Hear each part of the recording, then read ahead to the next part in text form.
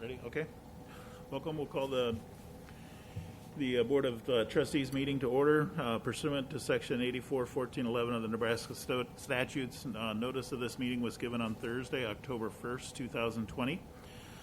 Pursuant to that same section of the Nebraska Statutes, the next regular meeting of the Board of Trustees will be Thursday, December 5th, 2020 at 4 p.m. in the Board Conference Room, second floor at the Teachers Administrative Center, 3215 Cumming Street, Omaha, Nebraska. The agenda will be kept current and available for public inspection in the retirement office at the Teacher Administrative Center during regular working hours. Pursuant to Section 84-1412 of the Nebraska Statutes, the public is hereby informed that a current copy of the Nebraska Open Meetings Act is posted in the Board of Education meeting room on the north wall. Cecilia, could you call the roll, please? Bourne. Here. Havlovic. Here. Hirschenbach. Here. Johnson. Here. Logan. Ray. Here. 6 present. Could I make a correction? I think you said the 5th of December. I believe it's the 3rd.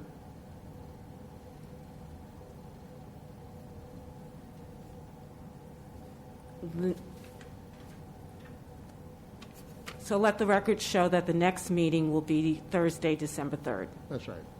Not the 5th.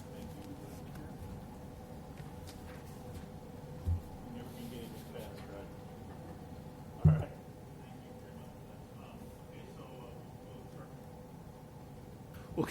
We'll start going through our agenda. First up is public. This is our meeting for public comments. If there's anybody from the public that has a comment, now's the opportunity to do that. All right, seeing no one that wants to make a public comment, we'll move on to agenda item number 3, action on October 1st, 2020 board meeting, regular meeting minutes.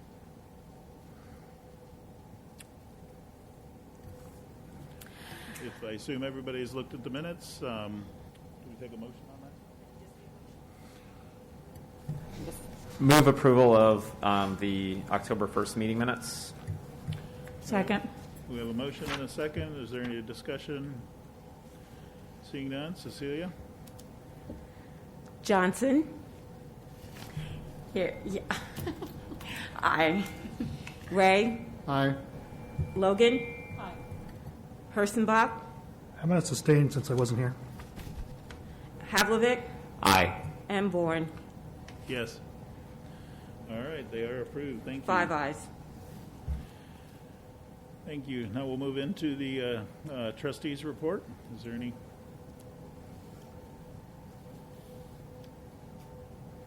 Oh, I'm sorry.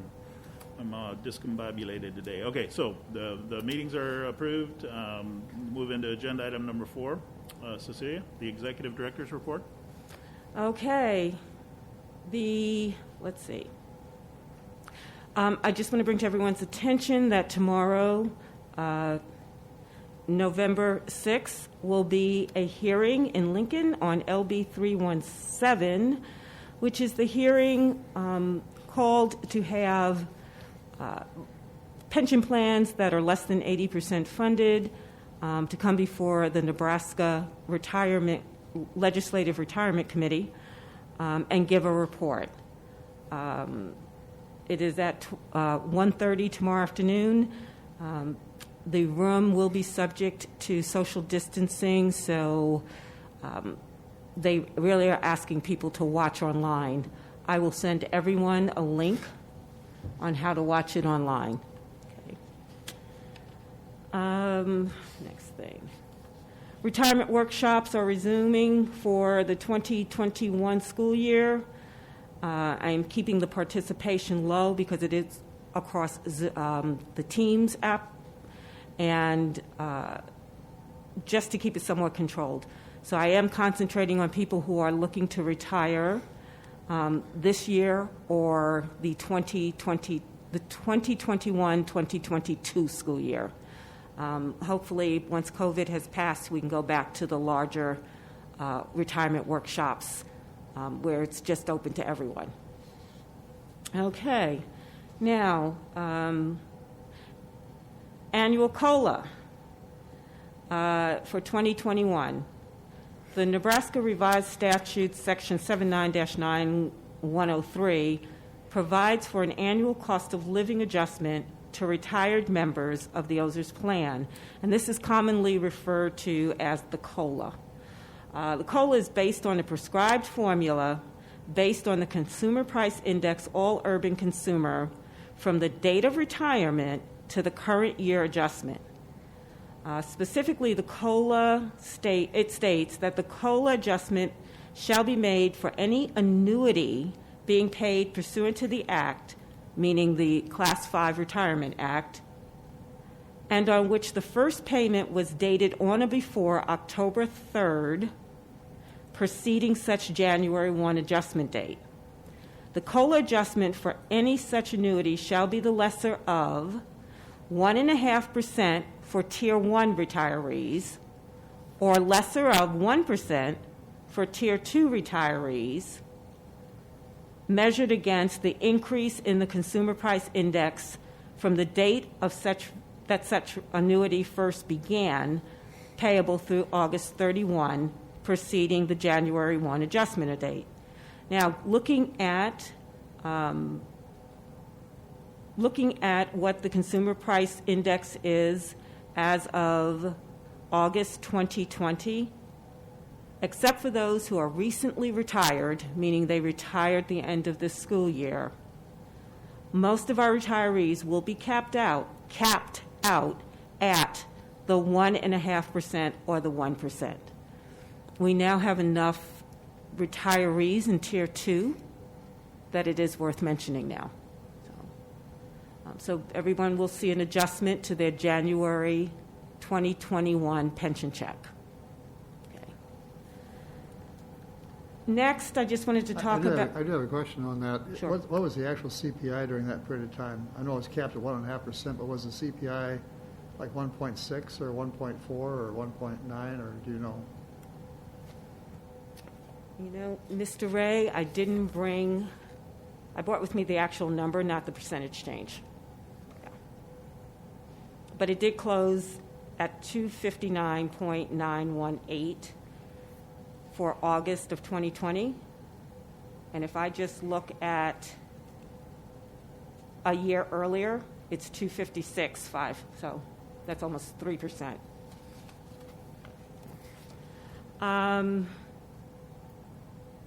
All right.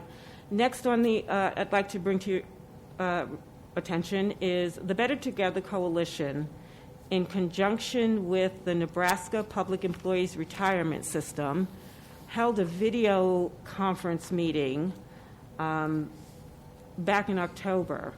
And the meeting was actually with Randy Gerke, who is the director of NPERS. And it was basically to permit the Better Together Coalition to clarify questions and ask Mr.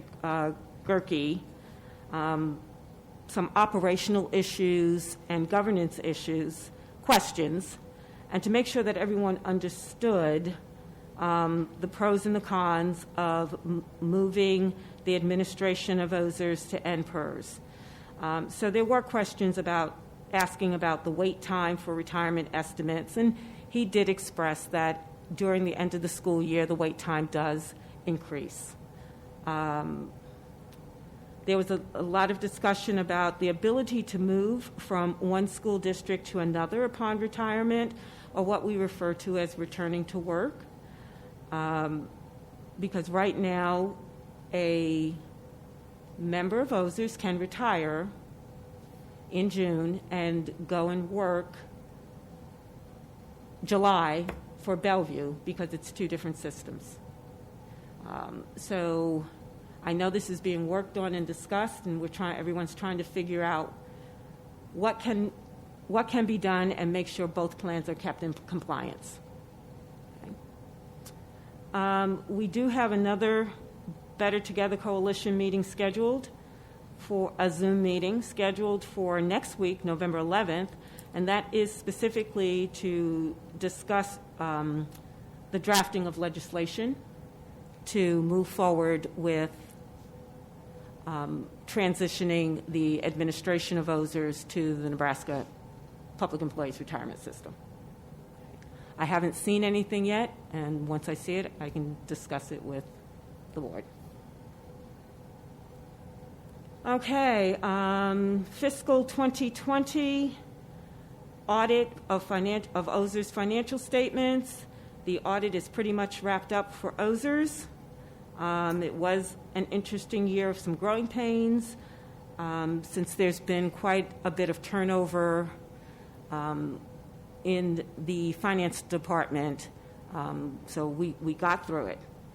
Our GASB 68 report, which is a report filed by the, quote, employer regarding the pension plan.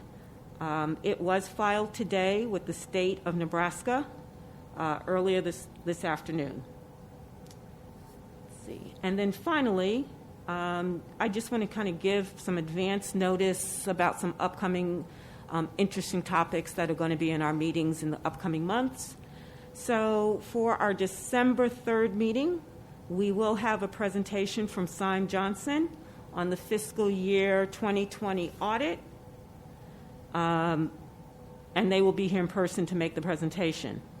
And then just as a reminder, I think I may have mentioned it once already, but the January 7th meeting will have a presentation from the State Investment Officer and a representative from Aon Consulting to continue that discussion on capital markets, and the State Investment Officer will give us a review of our OSERS portfolio that is currently managed with the Nebraska Investment Council. Mr. Chair, that ends my report, if anyone has questions. All right, thank you, Cecilia. Does anyone have any questions? All right, seeing none. Next agenda item is Trustees Report. I do have a trustees report. Faith and I both attended the Nctr annual meeting. It was a virtual meeting, the first time they'd done that. I was impressed at several things. First of all, the attendance was quite high. We had a little over 250, I believe, at the meeting. The sessions themselves were numerous and in-depth. I think we had 15 sessions. And each one of the sessions had multiple panelists or participants. They were really robust conversations about high-level stuff and deep content. That was extremely satisfying. And the sessions moved seamlessly from one to the next. You had to log on to each session separately, but the platform that they used, which was the first time they used it, allowed you to quickly switch from one platform to the next. And then everything was taped, and it's available for 30 days after the session. So I've gone back and listened to a couple of things that I wasn't sure what I heard, and I heard it a second time. So that is more interesting the second time I heard it than the first time. I prepared a memo for the report, and I'd like to highlight several things on my memo. On the first page of the memo, under Consultants Panel, we had consultants from William Blair, NEPC, Aon, and Callan, and I thought their most cogent advice was stay the course. Don't make any changes under pressure. You're going to be asked to do a lot of things based on what you're seeing in the environment today. Their advice was, you're long-term investors, you have 50-year horizon, act like it. Don't act like you're a short-term investor trying to react to yesterday's bad news. On the second page, a couple of things. Under National Teacher of the Year, I don't think I've ever heard a more inspiring talk. A young lady from Kansas was talking about how she has taken her preschool students and mixed them up with some elderly housing people, and kind of paired them up one-on-one, kind of like a parent, grandparent, grandchild thing. It was astounding. Really a moving speech. Americus Reed is a marketing professor at the University of Pennsylvania at Wharton's Business College. He had some suggestions about developing a brand and getting some name recognition for your system. He suggested that for retirement systems ought to do that too, try to develop a brand and get a tribe of members who will help to be loyal to your brand. And I thought that was extremely good advice from a marketing professor. He was extremely entertaining and very engaging. The CIO panel had some very interesting discussions from 6 state investment officers around the country. I thought they shared some very good insights about how investments are being changed over the time. New Mexico has now changed their target rate of return to 7%, but in doing that, they also lowered their bond exposure to 6% of the portfolio. So at the same time they lowered the investment rate of return expected, they also eliminated a lot of really poor performing assets in the cash category, the bond performance category. I'm not sure that the Investment Council of Nebraska makes that same kind of connection. They talked about, Texas talked about how stocks have outperformed over the last 10 years, especially people who have invested large cap stocks, which is basically S&P 500. They don't expect that to repeat for the next 10 years. They're suggesting that funds should diversify more into alternatives and things that are not U.S. stocks. And they also mentioned that all pension systems need a risk-free source of income to pay current benefits. It reminded me that we have adjusted OSERS several years ago to have a source of income that's constant all the time from our bond portfolio. And that constant income from the bond portfolio allows us to pay benefits without having to sell these securities on the markets when the markets are down. The Connecticut State Treasurer, Sean Wooten, is brand new, and I was astounded about what he talked about. I thought he'd talk about the Connecticut State Treasurer. What he talked about was social justice and how social justice issues affect market returns, and how he's reconfigured the investment portfolio for Connecticut to reflect the emphasis on social justice. I listened to that one twice. That was one of them I had to go back and say, did I really hear what I thought I heard? And I did. He said they lowered their market return and changed from a level percentage payroll to a level dollar amount to reduce the volatility of the state contribution.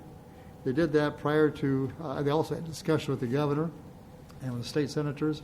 So everybody knew prior to changing the investment expected rate of return that there was going to be impact on the retirement system. And they all agreed in advance what that impact could be and how they're going to mitigate it and how they're going to handle it. Rather than just saying, here's the change, now deal with it, they deal with that stuff up front.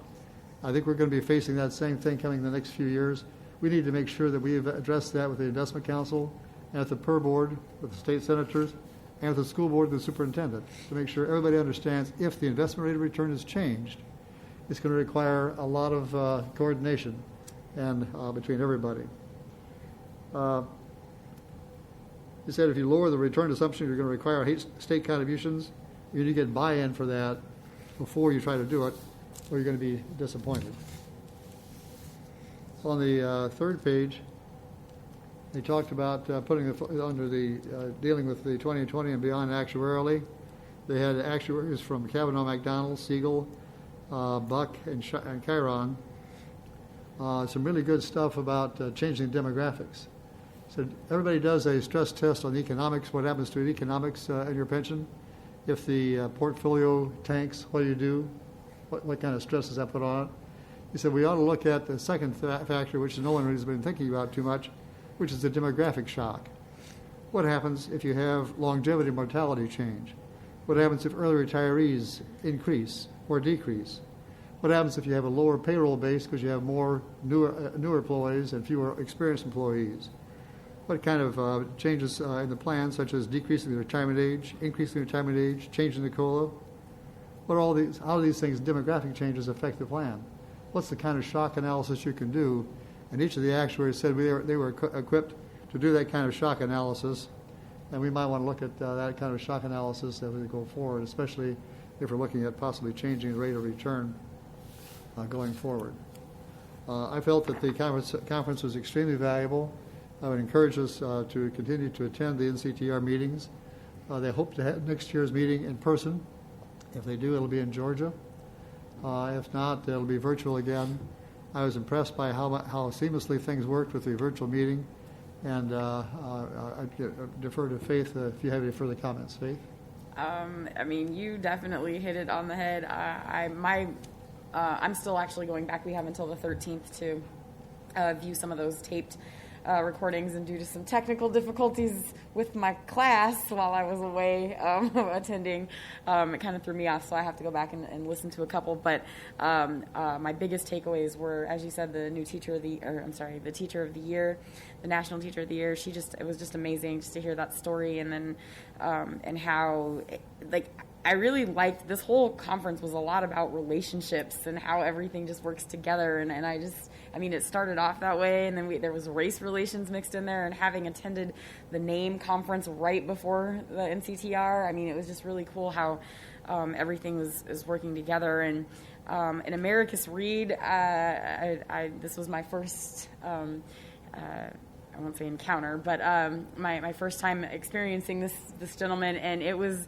I mean, I don't think I've ever been more excited to hear the word pension in my life, and so I was, and not only that, I also learned some techniques. Just the way he was talking, his energy even just amped me up, and he reminded me of how I teach. So that was actually really cool, and I learned a couple of new things of like, oh, I could use that in my classroom. So it was really cool to be able to take some of those things along with the retirement pieces, and I'm still learning quite a bit of some of those, especially the legalities, and so I had to listen to those a couple of times, but it was really nice, and you're right, it was very seamless for having been on it wasn't Zoom, it was a completely different platform, but it was very, very nice, and everyone was really friendly, and it was the way that you could chat with each other, I mean, it just so nice, and I definitely hope to attend again, and in person I think it'd be even more exhilarating, and I think I'd learn even more from that, so.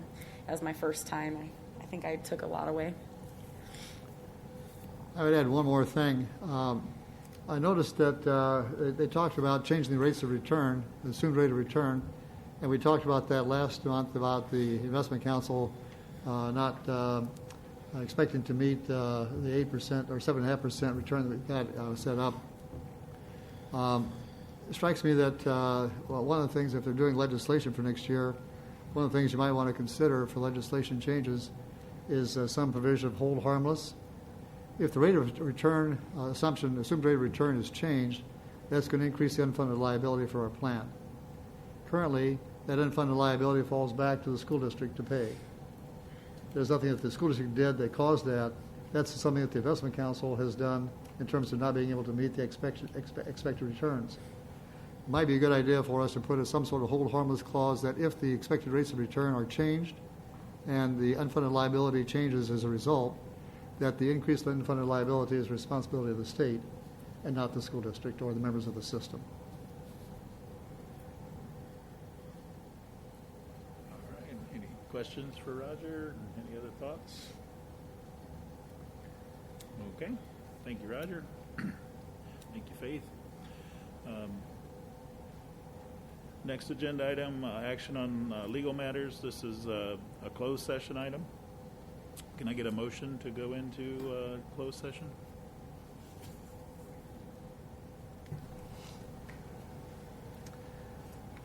I move the Board of Trustees go into closed session for the protection of the public interest and the prevention of needless industry to the reputation of individuals to discuss with legal counsel and Cecilia Carter disability retirement, litigation matters affecting the trust fund, and personal financial matters regarding the members of OSERS. Okay, we have a motion to go into closed session. Can I have a second? I'll second. We have a motion and a second. Is there any discussion? Cecilia, would you call the roll, please? Havlovic, Aye. Bourne, Yes. Hersenbach, Aye. Johnson, Aye. Logan, Ray. Aye. 6 ayes. Closed session's concluded. We're back into our regular board meeting. Cecilia, could you call the roll, please? Bourne, Here. Havlovic, Here. Hersenbach, Here. Johnson. Here. Logan left the meeting. Mr. Plasek was excused. And Ray, Here. 5 present. All right, all members present, or all members but one.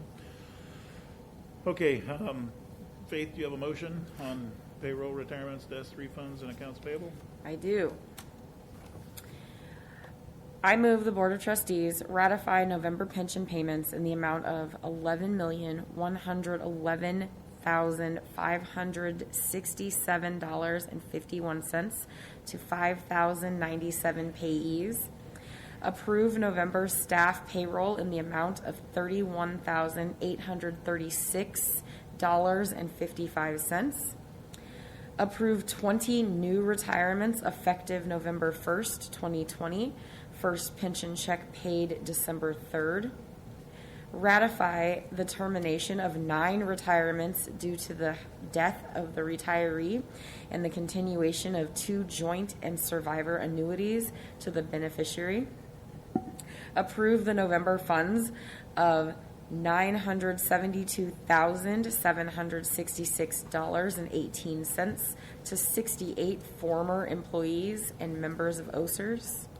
And approve the payment of October accounts payable in the amount of $39,599 even. Second. Is there any discussion? Seeing none, Cecilia, could you call the roll? Hersenbach, Aye. Johnson, Aye. Ray, Aye. Havlicek, Aye. Bourne. Aye. 5 ayes. It is approved. Are there any other motions to be made? Yes, I have a motion. I move the Board of Trustees deny the retirement claim for OSERS member ending in 164, and further that is this member's retirement benefit is effective April 1st, 2019, with 26.9 years of creditable service. We have a motion. Is there a second? Second. We have a motion and a second. Any additional discussion? Seeing none, Cecilia? Ray, Aye. Johnson, Aye. Havlicek, Aye. Hersenbach, Aye. Bourne. Aye. 5 ayes. It is approved.